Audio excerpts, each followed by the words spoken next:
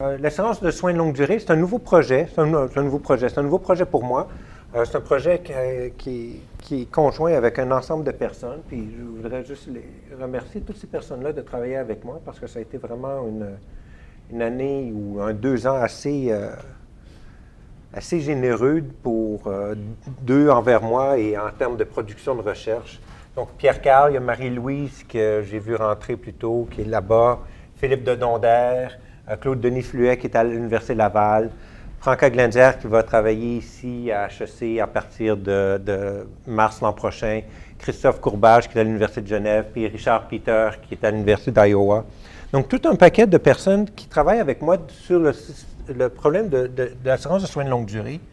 En particulier, donc, je vais vous parler du problème au Canada, mais évidemment, on comprend que c'est un problème qui touche toutes les sociétés industrialisés, tous les pays de l'OCDE et même des pays à l'extérieur de l'OCDE et les pays aussi en voie de développement qui sont capables de percevoir un peu la situation des pays développés et peut-être comprendre un peu la dynamique qui va leur incomber éventuellement au fur et à mesure que leur population vieillit. Donc, le défi, c'est essentiellement de dire que les coûts de la retraite vont augmenter. Puis ces deux citations de personnel chez Manuvie.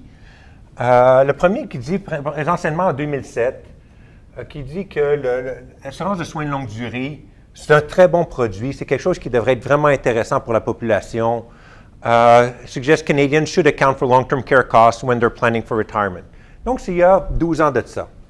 Aujourd'hui, en fait, en novembre 2017, Manuvie a décidé d'arrêter la vente de ce produit-là. Donc, essentiellement, l'entreprise est rentrée en 2007 en disant « c'est un super produit, on devrait avoir besoin de ce produit-là pour gérer nos risques à la retraite ».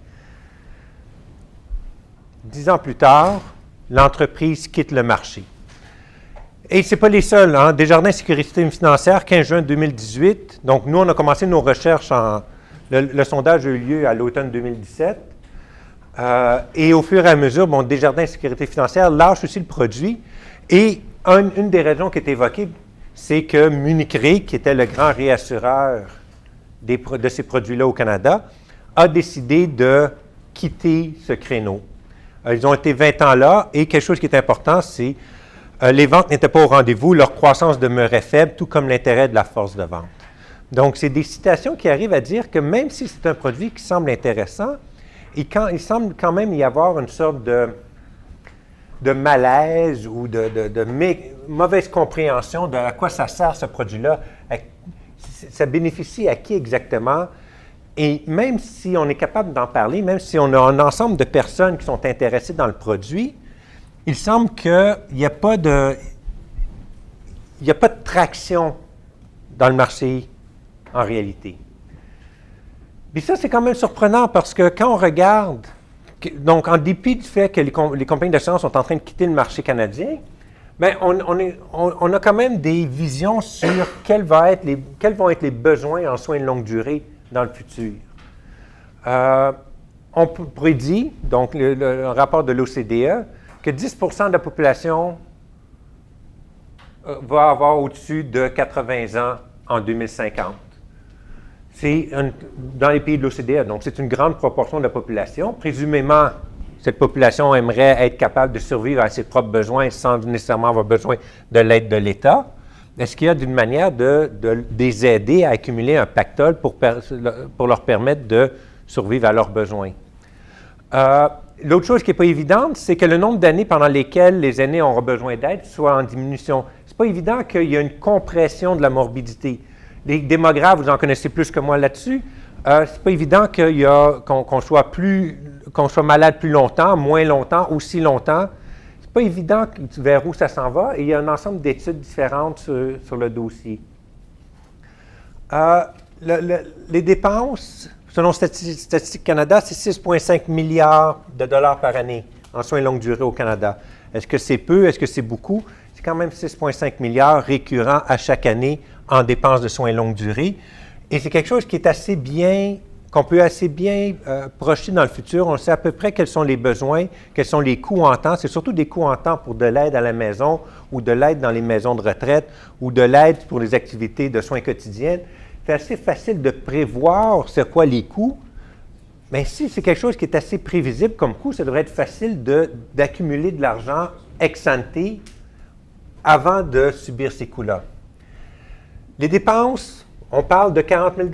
C'est un chiffre qui est chiffre rond. Ça peut varier d'une province à l'autre, ça peut varier d'une ville à l'autre, ça peut changer d'un type de service qu'on veut à un autre.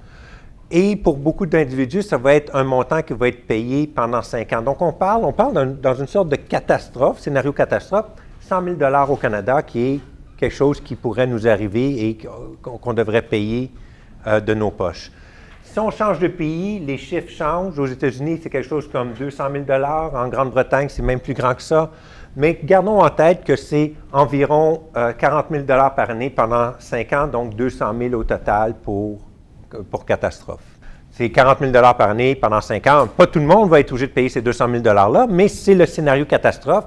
C'est le scénario contre lequel on voudrait s'assurer, pour lequel on voudrait acheter de l'assurance. Et l'autre chose, puis c'est le principe maintenant de parler de la fréquence. On peut dire, ça arrive juste aux personnes qui fument, qui sont obèses, qui font de la haute tension, qui ne prennent pas soin d'eux. Non. Selon une étude à laquelle Pierre Carl a participé, c'est à peu près une chance sur deux, on va prendre des des individus de 50 ans. Pour moi, ce n'est pas encore là, mais c'est pas loin. Une personne sur deux âgée de 50 ans aura besoin de soins de type longue durée ou d'aide avec des activités quotidiennes. Donc, c'est une chance sur deux. Donc, pas nécessairement une chance sur deux d'être obligé d'avoir 200 000 $ de dépenses, mais une chance sur deux d'avoir, à un moment donné, besoin d'une aide avec des activités quotidiennes. Donc, il y a une haute fréquence, il y a une possibilité d'avoir un scénario catastrophe, et comme société, c'est facilement prévisible.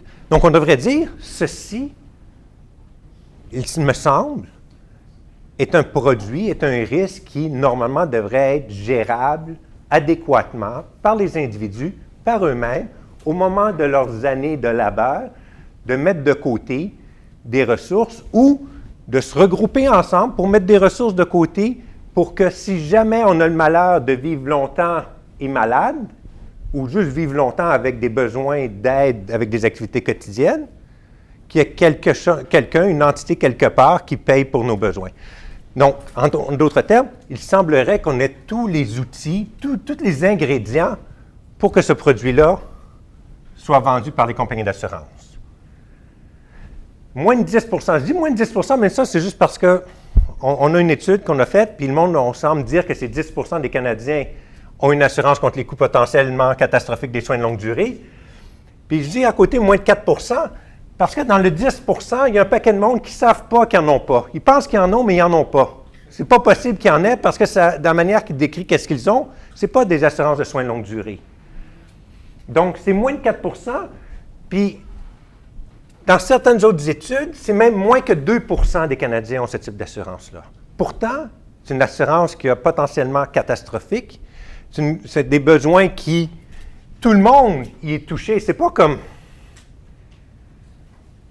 d'autres types de risques où on sait qu'on ne peut pas être touché par ça. Pierre Carl ne peut pas avoir le cancer des ovaires. Il sait qu'il ne peut pas être touché, donc il n'achètera pas d'assurance contre ça. Mais en termes d'assurance de soins longue durée, une chance sur deux. Tiré à pile ou face. Tout le monde peut être touché avec ça. Et c'est potentiellement catastrophique. Potentiellement catastrophique pour le commun des Canadiens. Donc, c'est une dépense potentiellement de 200 000 $. Donc, la question, c'est pourquoi? Pourquoi? Et c'est un peu qu'est-ce qu'on fait qu'est-ce que je fais dans mes recherches à ce niveau des soins de longue durée? C'est comment ça se fait que ce type d'assurance-là soit si peu populaire? En dépit du fait qu'il semblerait y avoir vraiment un besoin important pour la société d'avoir ce type de protection-là. Donc, si je peux, ça, c'est pas notre étude, c'est une étude d'un de mes amis, Martin Ehling, qui est en Suisse. Faites une étude exhaustive sur tous les types de recherches qui ont été faites sur les soins longue durée. On est capable, donc 591 articles qu'il a répertoriés. Ben, je suis pas mal certain que c'est son étudiant de maîtrise ou de doctorat qui l'a répertorié pour lui. Mais quand même, près de 600 articles scientifiques dans les revues que Pierre-Carl et moi lisons, puis Marie-Louise et Philippe et l'autre Philippe. Vous ne savez pas c'est qui, mais c'est pas grave. 591 articles scientifiques qui parlent, puis dans le fond, les articles se concentrent sur quoi? La demande pour le produit, le financement, certaines spécificités au produit, qu'est-ce qui se passe dans différents pays, l'impact de la démographie, donc un ensemble de ces papiers-là qui parlent de démographie, et l'assurabilité. Est-ce qu'on est capable d'assurer, est-ce qu'on est capable d'avoir une mutualisation des risques, donc un pooling de tous les risques? Est-ce qu'on est capable de se gérer nous-mêmes? Est-ce qu'on est capable d'être ensemble puis être assurable? Puis qu'est-ce qui est drôle en plus de ça, c'est que même si l'intérêt commercial demeure assez faible, d'un point de vue scientifique, c'est un milieu qui est... Donc, en dépit du fait qu'il y a peu d'intérêt dans le monde réel, il y a un intérêt scientifique marqué en termes du nombre d'articles et quand ils sont publiés aujourd'hui. Pourquoi? Parce que, justement, il y a ces études de l'OCDE qui montrent qu'il y a ce mur qui arrive. Il y a cette importance d'avoir des besoins et des soins à la maison et de financement pour ces soins à la maison ou en institution que ce soit. Mais à un moment donné, il va y avoir ce mur qu'il va falloir qu'on rencontre. Peut-être à ce niveau-là, peut-être que comme chercheur, on est à la remorque. Peut-être qu'on est un peu d'avance, mais qu'est-ce qui est certain, c'est qu'il y a une sorte de mésalignement entre l'intérêt du marché et l'intérêt de la recherche. L'intérêt de la recherche, encore une fois, de l'étude de Martin Ealing, c'est essentiellement autour de trois grandes familles. Les études sur les pays. Qu'est-ce qui se passe dans tel pays, qu'est-ce qui se passe dans tel pays, parce qu'évidemment, on essaie de comparer, essayer de trouver les meilleurs systèmes. Au Canada, c'est un des grands avantages du Canada, c'est qu'on a essentiellement 12 systèmes d'assurance de soins longue durée ou de systèmes de soins longue durée. Chaque province a son propre système. Dans d'autres pays, c'est centralisé. Dans d'autres pays, c'est complètement laissé au secteur privé. Tous les pays ont à peu près quelque chose d'un peu différent. L'assurabilité, c'est des vieilles études. C'est pas assurable comme produit. C'est trop long. Le risque arrive trop loin. On ne sait pas qu'est-ce qu'on paye. On ne sait pas comment définir un besoin d'une personne dans une maison de retraite ou à la maison. Donc, des ADL... Des incapacités. Les mesures d'incapacité, généralement, on en donne 5 ou 6. Le problème, puis j'ai un collègue ici qui est en TI, lui, qu'est-ce qu'il regarde? Il regarde les incapacités liées à l'utilisation des nouveaux moyens de télécommunication. Donc, comment utiliser son iPad? Utiliser un iPad, je ne sais pas pour vous, moi, de ne pas avoir mon téléphone dans une journée, quand je ne l'ai pas, je sens que mon cœur bat plus rapidement. J'ai l'impression d'être déconnecté et je ne peux pas imaginer si un jour je me retrouve avec vraiment des problèmes d'arthrite dans les doigts, de ne pas être capable d'utiliser mon téléphone. Est-ce que ça fait partie d'une définition d'invalidité? Pour moi, personnellement, je pense que ce serait pire que beaucoup de... Oui, ce serait pire que d'autres types d'invalidité qui sont reconnus. Pourquoi? Parce que c'est ma vie. Je corresponds avec mes enfants par téléphone, par texto. Je trouve que c'est plus clair. Puis, premièrement, ils répondent tout le temps à mes textos, ils ne répondent pas au téléphone. Ça fait partie de mon milieu de vie. De perdre ça, de ne pas être capable d'utiliser mon iPad, est-ce que ça va devenir une sorte d'invalidité? Donc, on est capable de penser que la définition de qu'est-ce qu'une invalidité est en évolution, et peut-être que parce que cette définition est en évolution, on ne veut pas s'exposer comme assureur à un risque qui n'est pas parfaitement défini. Donc, la question qu'on va se poser, c'est pourquoi si peu d'assurance? C'est ça un peu le driver des 5 papiers que j'ai présentement dans le domaine. J'en ai d'autres en processus, mais j'en ai 5 qui sont essentiellement terminés sur le domaine. Ici, bon, ben, ça va être un peu une question qu'on va regarder. Est-ce que c'est un problème de demande? Donc, 90% de la présentation aujourd'hui, c'est un papier avec Claude Denis, Pierre-Carl, Philippe et Marie-Louise. C'est essentiellement pourquoi on a si peu d'assurance. Est-ce que c'est la faute de la demande? Est-ce que c'est parce qu'il n'y a pas de demande? Même si une personne sur deux va avoir besoin d'aide à cause des invalidités, même s'il y a potentiellement catastrophique d'être obligé de payer 200 000 $, même si on est capable de prévoir facilement comme société quels vont être les besoins, peut-être que le monde n'en veut juste pas parce que c'est pas intéressant comme produit. C'est possible. Une autre possibilité, c'est est-ce que c'est la faute de l'offre? Est-ce que c'est parce que les assureurs sont trop frileux? Donc, je vous ai montré la petite citation de Desjardins Sécurité financière qui s'en va parce que Munich Re ne veut plus réassurer. Oui, mais peut-être que Desjardins a les reins assez solides tout seul. Ils n'ont pas besoin de réassureurs. Peut-être, je ne sais pas. Donc, est-ce que c'est une question d'offre? Est-ce que c'est le problème de l'offre? Est-ce que les assureurs sont trop frileux? Est-ce qu'il y a trop de corrélation? C'est possible qu'il y ait trop de dépendance puis que ce soit un risque qui est non diversifiable au niveau de l'industrie. L'exemple de le iPad qui devient une invalidité parce qu'on n'est plus capable d'utiliser. Un changement de législatif qui dit « Ah, vous devez aider le monde à utiliser leur iPad », ce n'était pas écrit dans le contrat d'assurance de soins de longue durée il y a 10 ans que dans 10 ans, utiliser un iPad allait être une invalidité. Donc, une sorte de risque législatif qui pourrait arriver qui est parfaitement corrélé au travers de tous les assurés. Donc, il est possible que ce soit un problème d'offre à ce niveau-là. Ou est-ce que c'est la faute des gouvernements? Est-ce que le gouvernement est en train de prendre toute la place? Ce qui fait en sorte qu'il y a tout le monde qui regarde un peu le choix de dire « Bon, je peux m'acheter de l'assurance, mais si je n'ai pas d'assurance, de toute façon, le gouvernement va payer pour moi. Puis si je prends de l'assurance, il est possible que je ne l'utilise pas. Puis mon voisin qui va payer moins aujourd'hui va avoir le même service que moi, mais pourquoi je paierais? » Donc, c'est un peu de regarder les trois séries de suspects dans le crime qui est qu'il n'y a pas de police d'assurance de soins de longue durée qui soit vendue, en débit du fait qu'il semble y avoir un besoin. Donc, quand on regarde la demande, on dit c'est possible, est-ce que c'est trop cher? Est-ce que ça coûte trop cher? Est-ce qu'il y a une mauvaise perception des risques? Peut-être qu'on pense que notre probabilité d'avoir besoin de soins, peut-être qu'on pense qu'en réalité, c'est 10 %. On a une mauvaise probabilité de dire, subjectivement, je pense que c'est 10 %. En réalité, c'est 50 %. Donc, les assureurs, eux, savent que c'est 50 %. Valorisent le produit avec probabilité une demi qu'on va en avoir besoin. Mais nous, dans notre tête, c'est une chance sur 10. Donc, il y a une sorte de mauvaise perception des risques qui fait en sorte qu'on pense que le produit est beaucoup trop cher, alors qu'il est valorisé correctement. D'autres possibilités, peut-être qu'on est trop riche. Peut-être que 200 000, pocket change, si vous me faites un chèque, sortir un billet de banque, sortir la carte de crédit, il n'y a rien là, 200 000. Peut-être qu'on est trop riche. Peut-être qu'on est trop pauvre aussi.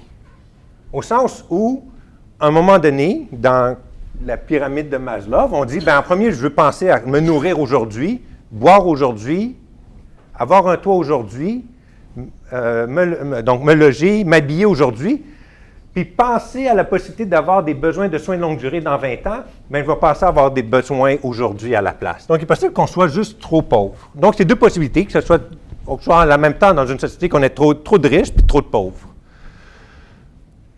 L'autre possibilité, c'est peut-être que, comme société, dans toutes les sociétés de l'OCDE, peut-être qu'on n'est pas assez riscophobe, peut-être qu'on n'a pas assez peur de ce risque-là. Peut-être qu'on dit, on va trouver une pilule, puis on va être correct. L'arthrite, il n'y en a pas de problème. Les maladies cardiovasculaires, je vais être capable de m'en occuper. J'ai 7 enfants, ils vont s'occuper de moi à un moment donné. Peut-être qu'on n'est pas assez riscophobe.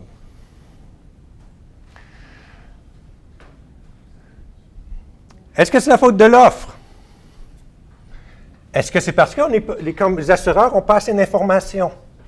Est-ce que c'est possiblement qu'ils ne sont pas capables de séparer les bons risques des mauvais risques? Les personnes qui ont une prédisposition à avoir besoin de soins longue durée, des personnes qui n'ont aucune prédisposition à avoir besoin de soins longue durée. Le gouvernement canadien a interdit l'an dernier, ou il y a 2 ans, l'utilisation de l'information médicale pour tarifier les polices d'assurance. Vie, soins de longue durée. Est-ce que c'est une bonne chose? Est-ce que c'est une mauvaise chose? Oui, peut-être que pour l'ensemble des polices, l'ensemble de la politique publique, c'est une bonne chose qu'on n'a plus le droit d'utiliser les conditions médicales ou les conditions d'ADN ou les prédispositions génétiques à avoir telle ou telle maladie. On va avoir un visiteur au mois de janvier ou février, Michael Hoy, qui dit que oui, tout ça, c'est vrai. Il y a des grands avantages à interdire la souscription basée sur le code génétique et les prises de disposition, sauf dans le cas des assurances de soins longue durée. Tout le reste, il y a des bonnes raisons de politique publique de vouloir le faire. Mais, donc, on va le voir, on va pouvoir y poser des questions. Il va être avec nous autres pendant une semaine à l'hiver. Mais il dit, mais toutes les raisons ne s'appliquent pas aux assurances de soins longue durée.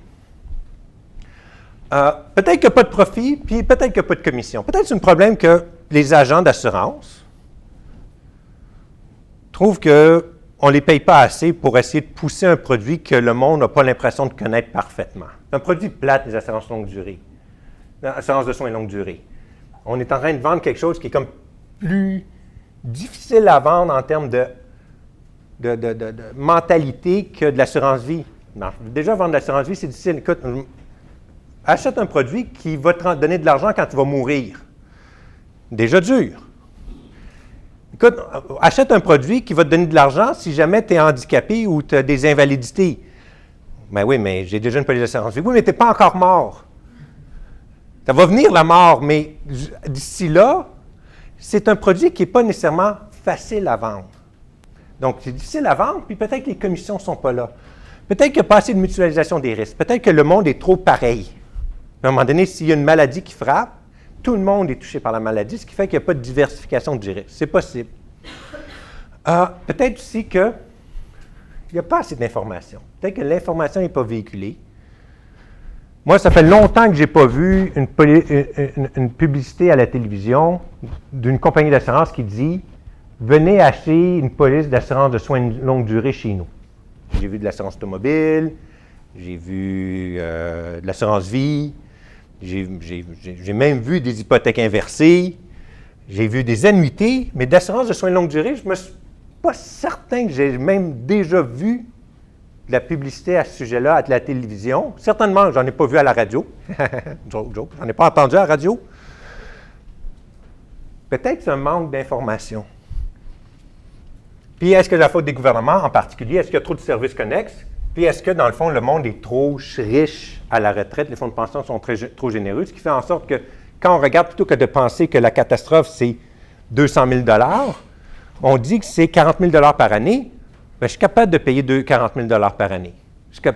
J'ai assez d'épargne, en plus de la sécurité du revenu, plus le supplément garanti, plus mon épargne REER, plus mon épargne CELI, plus le fonds de pension de l'employeur, plus l'argent de mes enfants.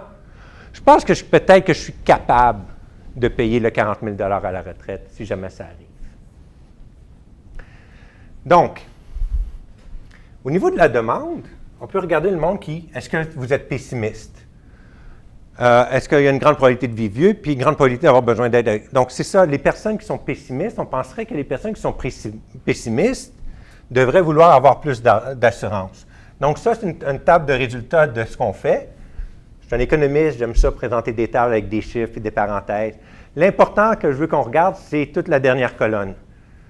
Évidemment, comme on écrit en anglais aussi, tout ce qui est false, c'est tout un paquet de mesures où nos résultats de recherche semblent démontrer que toutes les hypothèses qu'on a posées par rapport à la demande de soins de longue durée ne semblent pas être supportées dans nos analyses.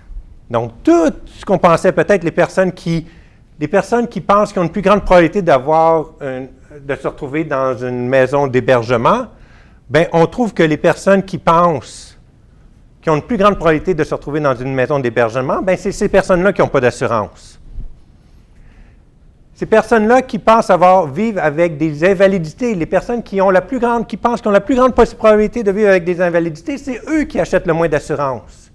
Donc, c'est pour ça qu'on se retrouve que dans tous les points où on est capable de dire qu'il devrait y avoir une corrélation entre la perception du risque et l'achat d'assurance, aucune de ces hypothèses-là est supportée. Est-ce qu'on est riscophobe?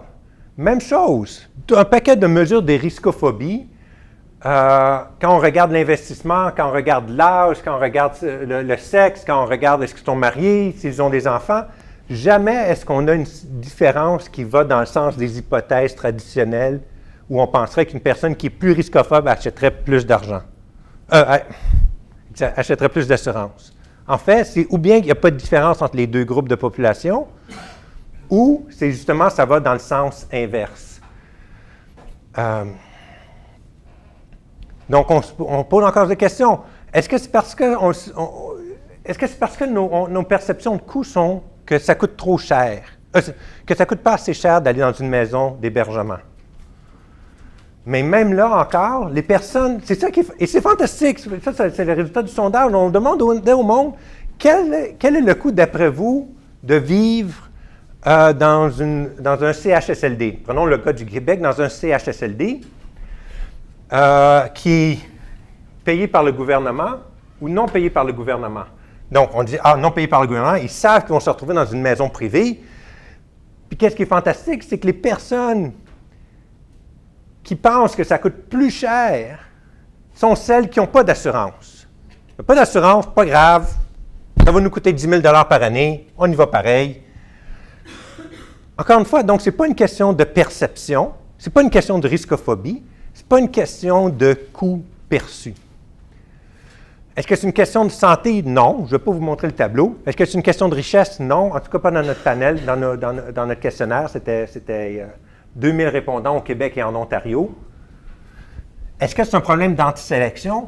Non plus. Ce n'est pas parce que les mauvais risques veulent s'en acheter puis les bons risques n'en achètent pas. Ça non plus, ce n'est pas le cas. On a un autre papier, encore avec Marie-Louise, Philippe, Claude Denis et Pierre-Carl, qui montre que l'antisélection, c'est mineur. Est-ce que c'est un problème d'offre? OK? Donc, on élimine. Dans nos papiers ou dans ce papier-là, on élimine tout. C'est pas une question de demande. C'est pas parce que la demande. S'il n'y en a pas, si le monde n'en achète pas, c'est pas parce que la demande n'est pas là. Le monde n'a aucune idée qu'est-ce que c'est. Donc, dans un autre papier, donc, ça c'est Boyer, c'est juste parce que j'ai la chance que mon nom commence par un B, c'est pas parce que j'en ai fait plus. Il n'y a juste pas de Adam dans notre équipe de recherche. Merci, mais non, mais c'est pas. Donc, l'antisélection représente juste un coût d'à peu près 2 $ par année. Donc, pour les assureurs, vous savez qu'est-ce que je veux dire par l'antisélection, adverse selection, c'est 2 $ par année. C'est trivial comme coût. Ça ne peut pas expliquer vraiment le manque de produits. Pas de profit, puis pas de commission. C'est peut-être quelque chose ici. Encore une fois, je vous retourne sur la citation de notre ami de Munich Re qui dit que la force de vente ne semblait pas intéressée à pousser ce produit-là. Il n'y avait pas de croissance, puis il n'y avait pas d'intérêt dans le sales force, dans la force de vente. Quelque chose qui est encore plus intéressant, c'est que, ça aussi c'est une citation dans un journal, je ne sais plus c'est quoi, c'est Canadian Business ou peut-être c'est le journal de l'assurance, un des deux, qui dit qu'il y a un PDG, un directeur de produits, qui dit que la probabilité d'avoir besoin de soins de longue durée, c'est 17 %. Un exécutif, un directeur. Oui, mais en réalité, c'est 50 %. Si même à l'intérieur des entreprises, on pense qu'il y a juste une personne sur 5 qui en a besoin, puis en réalité, c'est une sur 2, bien, s'il y a un trickle-down, s'il y a une sorte de percolation de l'information, puis que notre force de vente essaie de vendre quelque chose qui bénéficie juste une personne sur 5, puis on passe cette information-là, alors que mais c'est certain qu'on ne peut pas vendre un produit que... Ça ne se vend pas un produit comme ça.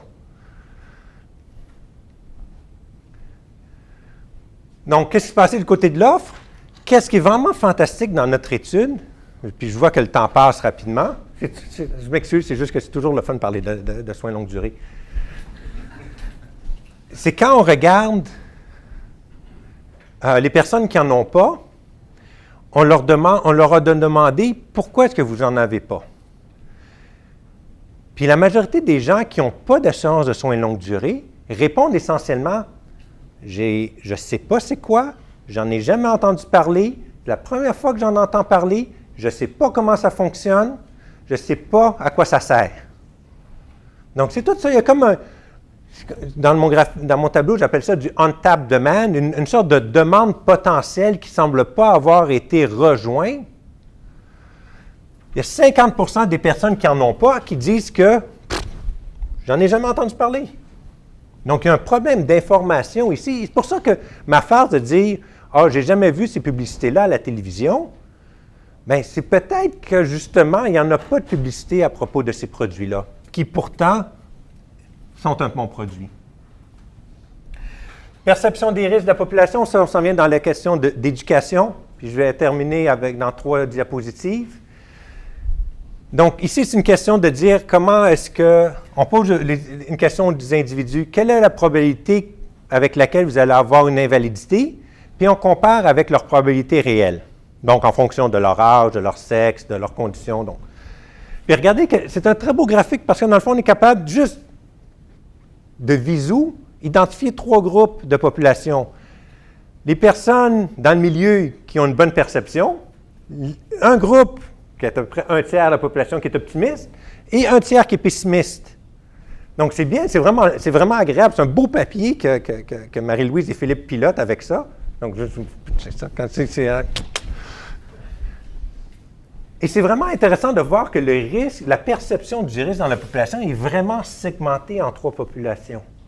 Et on devrait s'attendre à ce que, justement, cette population ici à la droite, qui est la population qui perçoit le risque plus élevé qu'il ne l'est en réalité, mais c'est eux qui possiblement représenteraient une demande supplémentaire pour l'assurance.